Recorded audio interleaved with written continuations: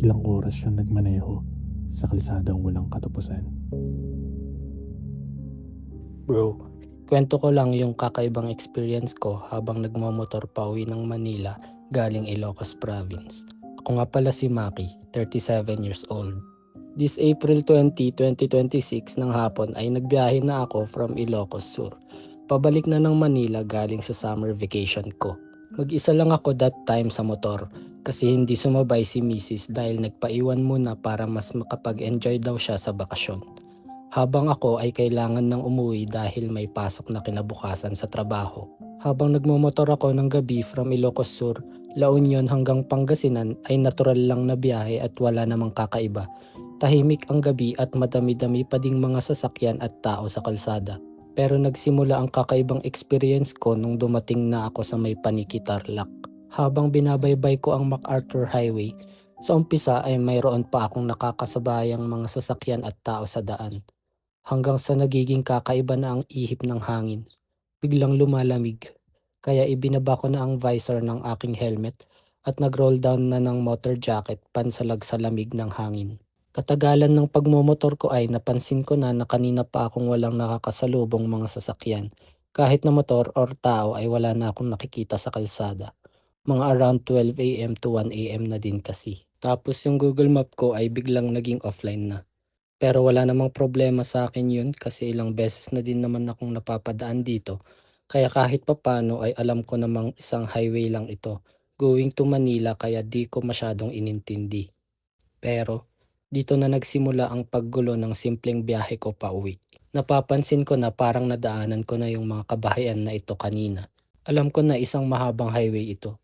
Pero sa dinami-dami ng mga streetlights na magkakatabi na kanina ko pa nadadaanan, ay may nag-iisang streetlight na patay sindi.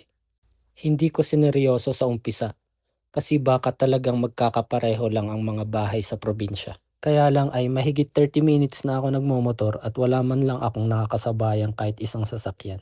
Which is weird kasi highway ito. Pero tuloy-tuloy lang ako sa pagmomotor. Inisip ko na madaling araw na kasi kaya wala na siguro na daang ibang sasakyan. Hanggat sa inabot na ako ng mahigit isang oras na nagmomotor.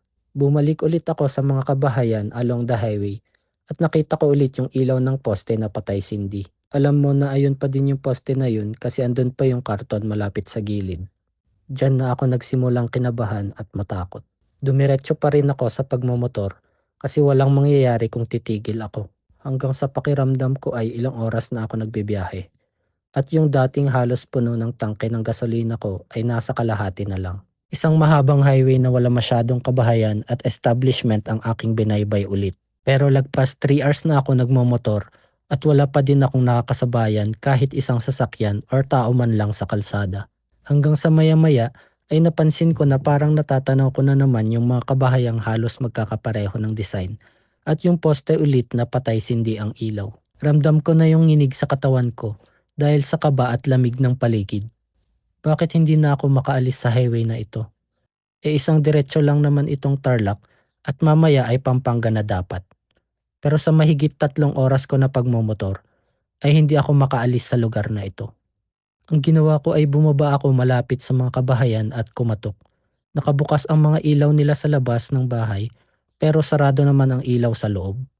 Kumakatok na ako ng malakas sa mga pintuan at sumisigaw na ako pero walang tao na lumalabas or kahit magbukas ng ilaw sa ibang kabahayan dun. Napagod na din ako sa pagmomotor kaya napaupo na lang ako sa may tabi ng kalsada. Hanggang sa naalala ko na subukang magbaliktad ng aking damit. Kasabihan ng matatanda 'di ba na kung pakiramdam mo ay naliligaw ka na ay baliktarin mo ang iyong damit. Kaya ginawa ko. Pero sa hindi inaasahang pagkakataon, pagkatapos ko baliktarin ang aking damit, ay may narinig ako ng mga tawanan na parang nakakakilabot. Yung boses at tawanan na hindi ko matukoy kung saan nanggagaling. Sa galit ko ay sinipa ko yung karton doon sa may poste na patay sindi at nagsisigaw ako sa galit. Pero parang mas lalong lumalakas ang mga tawanan na parang tumatagos na sa ulo ko ang ingay.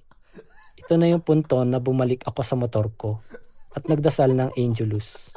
At nanalangin pa din ng taimtim habang pilit na pinapatakbo ang motor sa kalsada.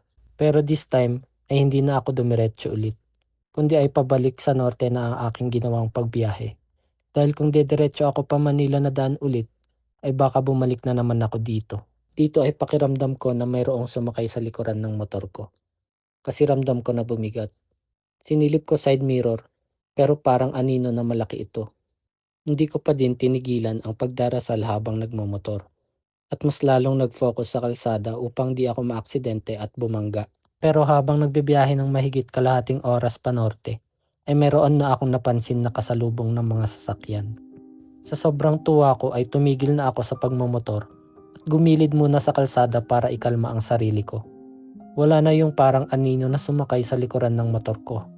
Dito ay napapansin ko na tuloy-tuloy na ang mga sasakyang dumadaan sa highway at naging normal na ulit ang lahat. Kaya pagkatapos ko pakalmahin ang aking sarili, ay sinabayan ko na ang ilang sasakyan pa Manila ulit para makauwi na akong mayroong kasabay. At yung kaninang halos 4 na oras na biyahe ko sa highway na paulit-ulit, ay wala pang 1 oras ay nasa Angeles, Pampanga na ako. Salamat at hindi ko na nakita ulit yung poste ng ilaw na patay sindi at mga kabahayang magkakapareho ng disenyo pero walang tao. Pagkadating ko ng Manila ay umaga na, mataas na ang araw. Mas maaga sana ako makakauwi kung hindi ko na-experience yung kalsadang walang katapusan at paulit-ulit. Pero nagpapasalamat pa din ako at nakauwi ako ng maayos at ligtas. Ito yung nakakatakot at first time na experience ko bilang solo rider. Paano na lang kaya kung dalawa kami ni Mrs. ang naka-experience? Mas lalong hindi magiging maganda ang sitwasyon kasi mas mabilis siya magpanik. Submit your story.